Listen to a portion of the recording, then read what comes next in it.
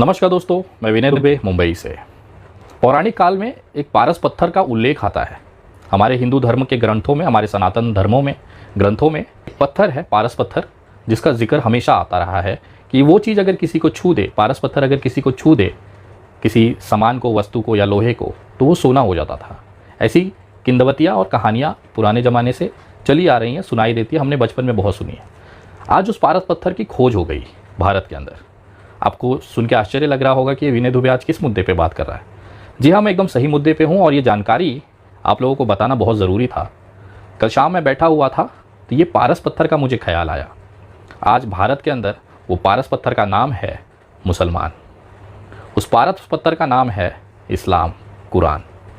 जी हाँ, ये एक ऐसी चीज़ें हैं, मुसलमान एक ऐसी चीज़ हो गई है कि जो भी इस चीज़ को करीब जाएगा, जो भी इस चीज़ से उलझेगा, वो सोना हो जा रहा है।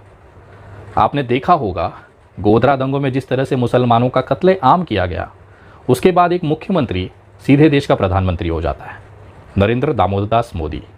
जिस पार्टी में नरेंद्र दामोदर दास मोदी जी हैं, उस पार्टी का शायद ही कोई बंदा होगा जो इस मुसलमान शब्द से अछूता होगा, इस्लाम से अछूता होगा या कुरान से अछूता होगा, क्योंकि इनके लिए कुरान, इस्लाम और मुसलमान ऑक्सीजन से कम नहीं है। जिस तरह से हम ऑक्सीजन अंदर लेते हैं तो हम जिंदा रहते हैं, उसी तरह से देश में एक बड़ा तबका है जो बिना मुसलमानों के नाम लिए ज़िंदा रह ही नहीं सकता। और ये कौम इतनी सब्र और बरकत देती है कि एक रोड छाप गुंडा भी लोगों का हीरो बन जाता है। जिस तरह से कल दिल्ली में एक अपराधी जो इतना डरपोक था कि अपना घर बार छोड़कर भाग गया था, पहले सेशन कोर्ट में उसकी ज़मानत खारिज हुई, फिर हाई कोर्ट में मुंह के बल गिरा और वहाँ पर ज़मानत खारिज हुई। ये बंदे को लोगों ने कंधे पर बैठाकर पुलिस स्टेशन पहुँचाया। इतनी खूबसूरत तस्वीर भारत में हो ही नहीं सकती। लेकिन पता है वो आदमी को आखिर जेल क्यों जाना पड़ा? उसके पीछे भी एक शब्द था, मुसलमान। वहाँ पे जो नारे लगे थे वो किसके लिए लगे थे? मुसलमान। आज देश में एक बड़ा तबका मुसलमानों के नाम पर जिंदा है, उनकी भीख पे पल रहा है। अगर वो व्यक्ति मुसलमानों को गालियाँ ना दें, मुसलमानों को अपशब्द न कहें, तो शायद ही कोई कुत्ता, सड़क चलता हुआ खुजली वाला कुत्ता, इनको इज्जत दे। इन्होंने अपने लिए ज़िंदगी भर काम किया, लेकिन वो शोहरत, वो हैसियत हासिल ना कर पाई।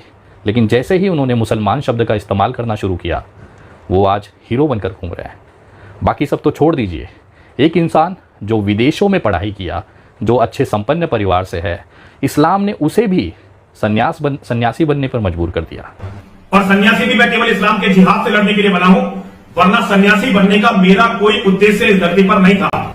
ये तो ताकत है भारत में इस्लाम, कुरान और मुसलमानों की, कि इस कौम को अगर आपने छू दिया तो आप हीरा बन जाओगे, सोना बन जाओगे। और यही शॉर्टकट आज पूरे देश में देखा जा रहा है। चूड़ी वाले के साथ मारपीट होना, चाहे कचरे वाले के साथ मारपीट होना, चाहे पानी पूरी वाले के साथ मारपीट होना, चाहे एक मसाला डोसा बनाने वाले दुकान पे एक छोटा सा कारीगर, सोचिए एक छोटा सा कारीगर जिसकी 150, 200, 400 रुपए की दिन की कमाई होती है, वो मुसलमान होने के नाते एक ग्रुप को लगातार मीडिया में चर्चा में बना देता है। ये तो ताकत है मुसलमान और इस्लाम की, कि एक अदना सा इस्लामिक मुसलमान व्यक्ति उन हिंदू नेताओं को चमका देता है जो अपनी पूरी ज़िंदगी अपना पिछवाड़ा रगड़ देते हैं, लेकिन गली के बाहर उनकी कोई औकात नहीं होती। लेकिन जैसे ही वो किसी मुसलमान को छू देते हैं, वो राष्ट्रीय चेहरा बन जाते हैं, हीरो बन जाते हैं। आपको पता है उमर खालिद भाई जेल में क्यों हैं? क्योंकि वो मुसलमान है। ऐसे तमाम लोग आज जेलों में बंद हैं क्योंकि वो मुसलमान है। कहीं ना कहीं ये इस्लाम और मुसलमान की ताकत दिखाती है इस देश के अंदर, इस भारत के अंदर। उनकी सुंदरता और उनकी सब्र दिखाती है। कितना सब झेलने के बाद भी ये कौम कभी शिकायत नहीं करती है, क्योंकि इनके कुरान में लिखा है कि सब्र रखिए, ऊपर वाला फैसला करेगा। तो कहीं ना कहीं मैं सलाम करता हूँ, सैल्यूट करता हूँ इस्लाम के मानने वालों को, हमारे देश के मुसलमानों को, कि आपकी फेंकी हुई भीख के टुकड़े पर आज इतने सारे लोग पल रहे हैं। अगर आप नहीं होते तो शायद इनको गली का कुत्ता भी ना पहचान रहा होता। लेकिन ऊपर वाला आपके साथ हमेशा है। हम जैसे हिंदू भाई, सनातनी भाई आप लोगों के साथ हमेशा है। चाहे कितना भी कष्ट आए, चाहे कितनी भी तकलीफ़ें दी जाए, हम कभी भी आपका साथ नहीं छोड़ेंगे। और ये जो चीज़ें लोग आज मुसलमानों को मारपीट कर रहे हैं, लिंचिंग कर रहे हैं, उनको गालियाँ दे रहे हैं, इसका फैसला बहुत जल्द ऊपर वाला करेगा। क्योंकि इनके नहीं चाहने से सूर्योदय नहीं होगा, ऐसा नहीं है। आज अंधेरा है, भोर हो चुकी है, अगले कुछ पलों में सूर्योदय होगा। ये चाहे कितना भी अपना पिछवाड़ा रगड़ लें, ये भारत में सूर्योदय होने से नहीं रोक सकते। और इस्लाम, मुसलमान और कुरान को ख़त्म करने वाले कितने ही आए और चले गए।